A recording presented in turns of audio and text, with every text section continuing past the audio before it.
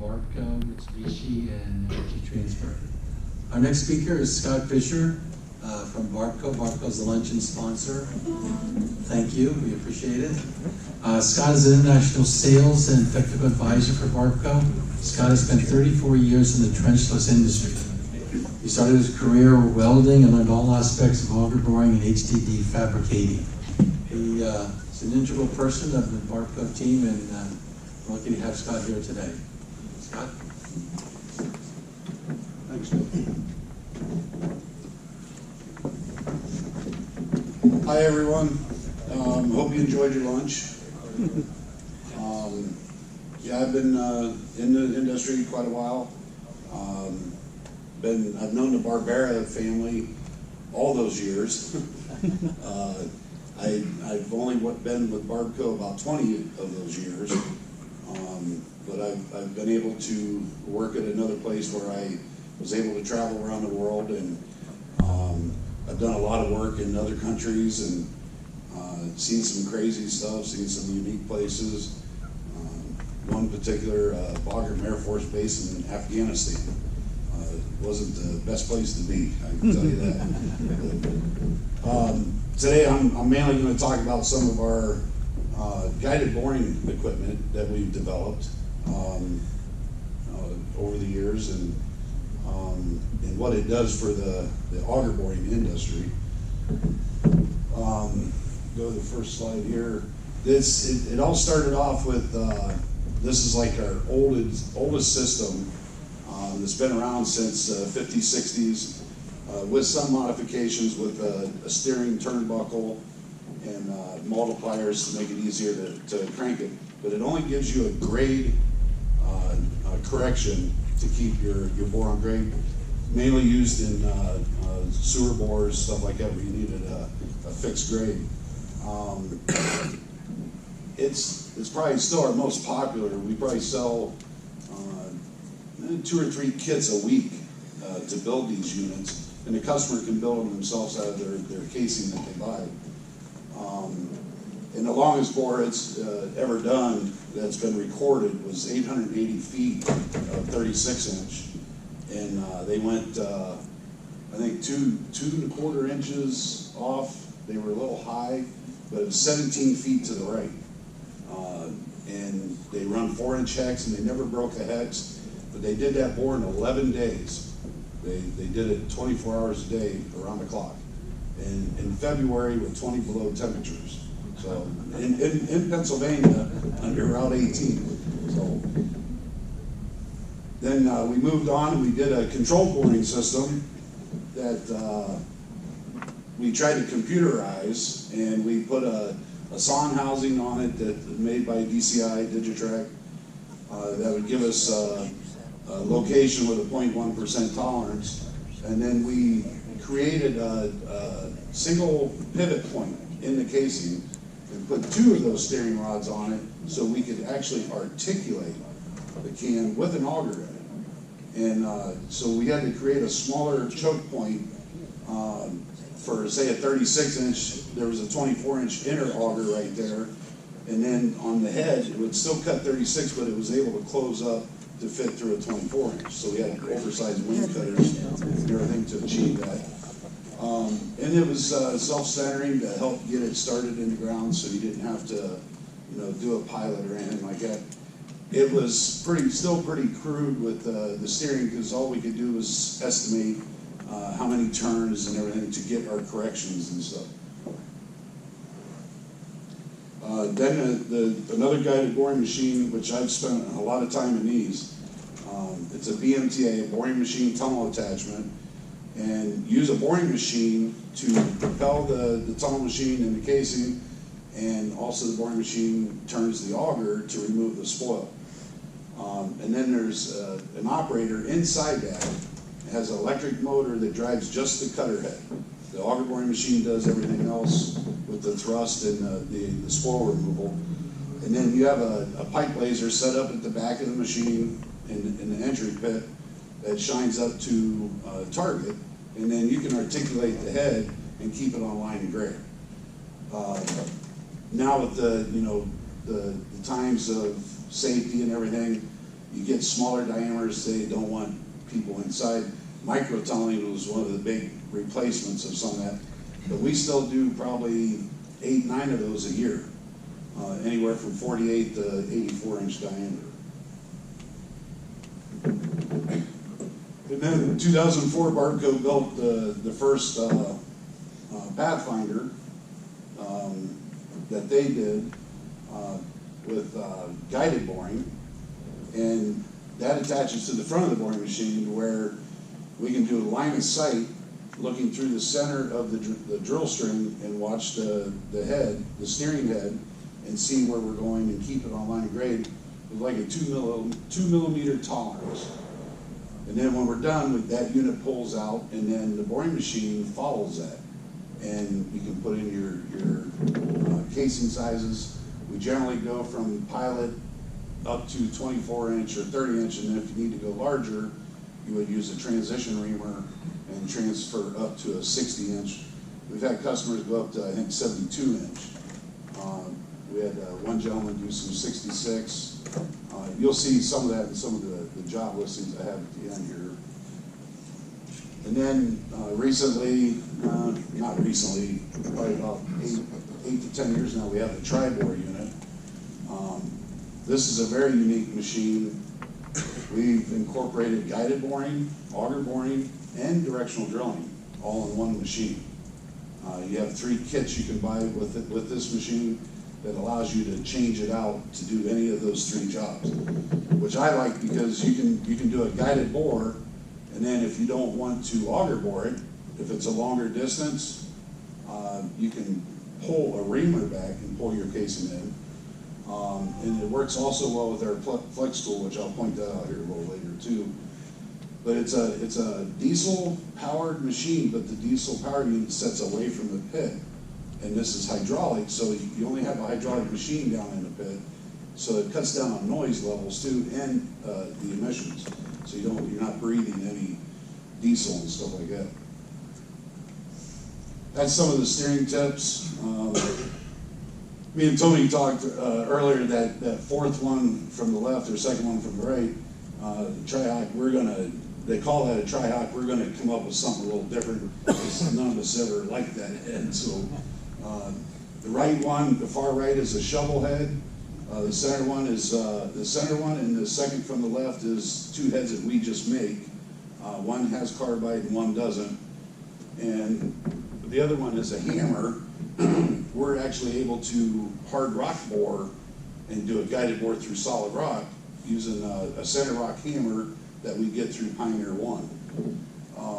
That has opened the window too a lot. So when, say we're running mixed ground conditions and we hit, we're in soft material and then we hit something hard, we can retract everything, run a hammer up in there, and then do the hard rock. And some of the jobs at the end show some of that too. And that's the standard steering tips, how we started in the soft ground, just create a little area at the front of the pit and go in. And it's got a wedge type head, and that's how you do your steering. Looking through the center of the tube with the target, you can see your orientation, and you can tell when you're getting offline, so you can correct that. And you want to correct it right away. You don't want to wait too long, and then you got to retract everything back and try to start a new hole, and that's very hard to do. And that's the shovel head. That works in a good mixed ground condition with boulders or conglomerate, cemented cobblestone, stuff like that. I've never used one. Tony's used them. He likes them. And it gives you steering capabilities too. But you can, with that tri-bore machine, just like a directional drill, it can be set up to swab a hole. It can just sit there and carve it out here, or just run it continuously to go straight, and you can redirect that way. And that's the hammer bit that we get from Pioneer 1, which is a center rock hammer. I think that's the same hammer that rescued the Chilean miners in Chile. They designed that cluster hammer that went down, and they were able to pull the miners out of that shaft that they were trapped in.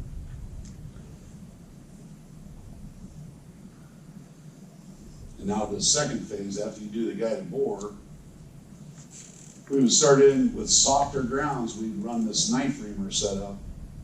The one on the left is a knife reamer right from Pilot.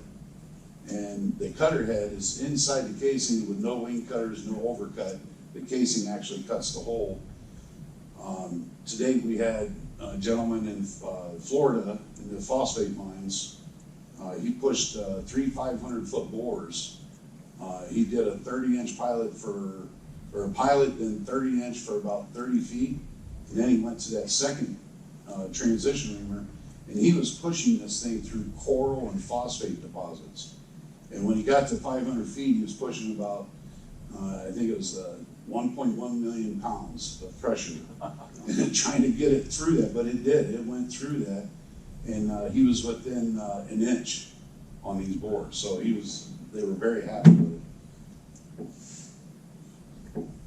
And then if you don't have soft ground, then you want to use these more rugged heads. And the trick to this, though, because a cutter head and an auger is undersized to fit inside the casing, so even with a pilot, it's overcutting that casing, and it'll still want to go to the right, up and to the right. So what we do is we put a drift ring, like in the center picture, that fits on, it's welded to the back of the head, fits up inside the casing, that allows you to shim that head and everything and keep it centered. And when you do that, now you can follow that pilot better, and your casing's not trying to take the path of least resistance that the head has created. And bolt bits to do like anything under 5,000 PSI rock. We can do roller cone heads. We can follow a tri-board or use a flex tool and follow a pilot that has soft ground and hard rock tendencies. And then this is a flex bore that works. You almost have to put a pilot in, and it can be with a directional drill that you put a pilot, or you can do it with the pilot machine and then follow that same guided pilot.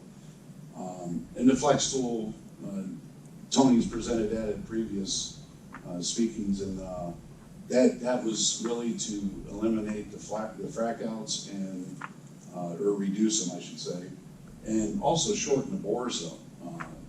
A lot of the directional drill shots are longer, and they have to do a radius bore, and this helps eliminate some of that, so you don't need to go so far. Plus, it doesn't need to use bentonite. You can use air and water, and all your spoil goes through that cutter head and is sent through a drive casing back to the front of the boring machine, where there's a diverter, so you can collect the spoil and send it to a collection box or just blow it up out of the pit.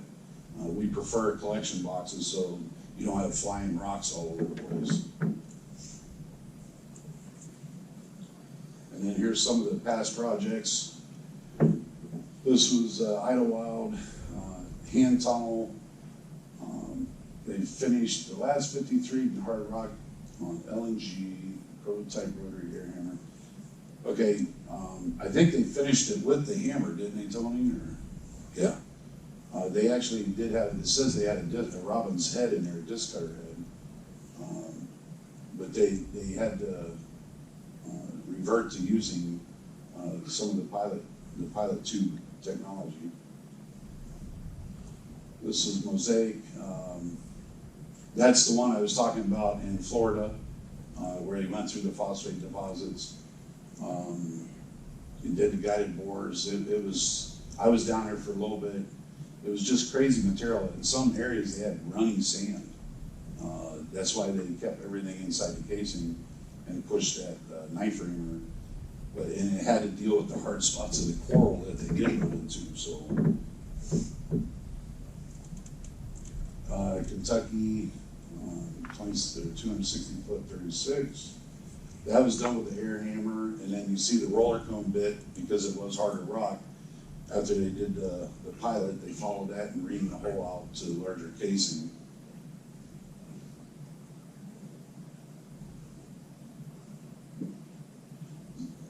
That's the one into the lake? Yeah. That's the one, okay. This one here did have some trouble. They piloted it down, but because they were going into the lake, they wouldn't let them break through the pilot. So they had to stop it short, because they only wanted the lake contaminated one time. So They stopped the pilot short come out, then they put that roller cone head on and followed that. They put a lead on it just to follow that pilot hole. And when it got down the last 20 feet, there was so much water that they had to add more and pressurize it because the spoil would not come up to the auger. And the auger couldn't bring it out. They actually broke 2 gearboxes on a boring machine in the last 20 feet trying to finish the bore because they couldn't get that spoil up out of there. It was such a steep grade. And then they did, and I wish we would have had that picture on there. They sent a diver down and he recovered the cutter head and they lifted it out of the lake, so it was pretty neat.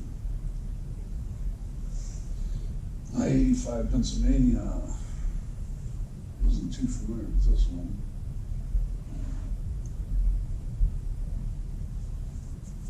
I was in slab rock. Was there any angle to that, Tony? Or? No, it was pretty flat. It was pretty flat, but it was in backfill. It was all backfill. Oh, it's backfill. Okay. But Probably you can see the target there on the right too. That shows what we're looking at through the monitor, and then we're trying to keep it right on the crosshairs like it is right there, and makes it so easy to steer stuff and put it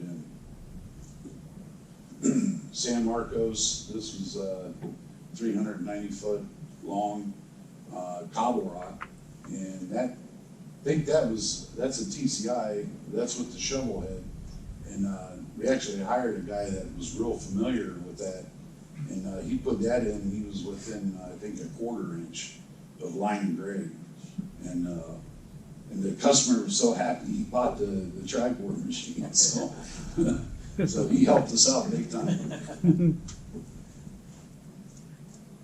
It's also 380 foot tri-board. That's just the air hammer shot. That wasn't that hard of rock, because as you can see, the Reamer head was a bullet bit head. It's still under 5,000 psi rock, but still, I think they probably were within another 1/4, 1/2 inch on that one too. But you can see the target in the center. It's pretty darn close to the crossover. So, Utica, Kentucky.